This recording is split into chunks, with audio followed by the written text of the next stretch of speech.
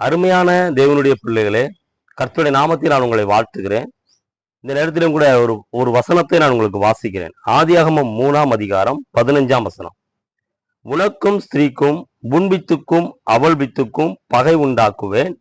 அவர் உன் தலையை நசுக்குவார், நீ அவர் குதிங்காலை நசுக்குவாய் என்றார். ஆதியாகம புஸ்தகம் 3ஆம் அதிகாரத்திலேயே கர்த்தர் சொல்லுகிறார், உனக்கும் ஸ்திரீக்கும் உன் வித்துக்கும் அவள் வித்துக்கும் பகை உண்டாக்குவேன் அப்படின்னு சொல்றார். அருமையான தேவனுடைய பிள்ளைகளே, இந்த நேரத்திலேயும் கூட ஆதாம் ஏவாளை தேவன் உருவாக்கின பின்பு அவர்களிடத்திலே பாவம் செய்வதற்காக பிசாசானவன் பாம்பின் ரூபம் கொண்டு அங்கே நுழைகிறான். அவர்கள் மரணிக்க வேண்டும் என்பதுதான் அவனுடைய முழு நோக்கமாக இருந்தது. அப்படியானால் மரணிக்க வேண்டும் என்றால் அவர்களை கடித்திருக்கலாம். பாம்பின் சுவாபம் எப்படிப்பட்ட சுவாபம் என்று பார்த்தீர்கள் என்றால், பாம்பு ஒரு மனிதரை கொத்தும், தன்னுடைய விஷத்தை அவருடைய சரீரத்திற்குள் புகுத்தி விடும். கொஞ்ச நேரத்தில் அந்த மனிதன் மரணித்து விடுவான். இதுதான் பாம்பின் சுவாபம். ஆனால் பாருங்களேன், இந்த பாம்பு சாத்தான் பாம்பின் ரூபம் கொண்டு வந்து இவன் மரணிக்க வேண்டும், ஆதாம் மரணிக்க வேண்டும், அதுதான் அவனுடைய முழு நோக்கமா இருந்தது. ஆனா கொத்தல பாருங்க, அந்த இடத்துல வந்து பேசுனானா. பாம்பு பேசுது. அப்போ தேவன் பேசி பேசியே இந்த முழு உலகத்தையும் படைத்திருக்கிறார்.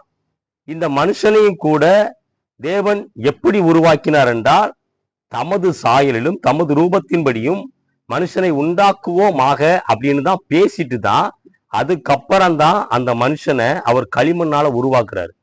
அப்ப பாருங்க, பேசிதான் தேவன் இந்த உலகத்தை உருவாக்கி இருக்கிறார். இப்ப நானும் அவர் பேசினதை போலதான் அந்த மனுஷனை கெடுக்கணும், இந்த மனுஷன் ஆசீர்வாதத்தை பெற்றுக்கொள்ளக்கூடாது என்பதுல நான் முழு நிச்சயமா இருக்கிறேன். அப்ப நானும் பேசத்தான் போறேன் அப்படின்னு சொல்லி பிசாசானவன் பேசுகிறான். பேசி விஷத்தை உள்ளே தள்ளுகிறான். அப்புறம்தான் ஆண்டவர் பார்க்கிற சிலுவையில, இவன் பேசுறது பாம்புக்கு வாய் தலைப்பகுதியில் தான் இருக்கிறது, பாம்புக்கு விஷமும் தலைப்பகுதியில தான் இருக்கிறது. அப்போ இயேசு பார்க்கிறாரு, நான் உன் தலையை நசுக்குவேன் அப்படின்னு சொல்லி.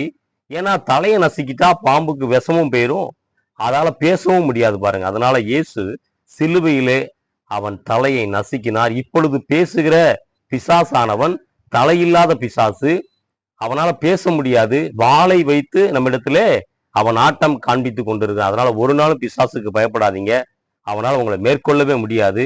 இந்த வார்த்தை நிமித்தமாக கர்த்தர் உங்களை ஆசீர்வதிப்பாராக. God bless you. Amen, amen.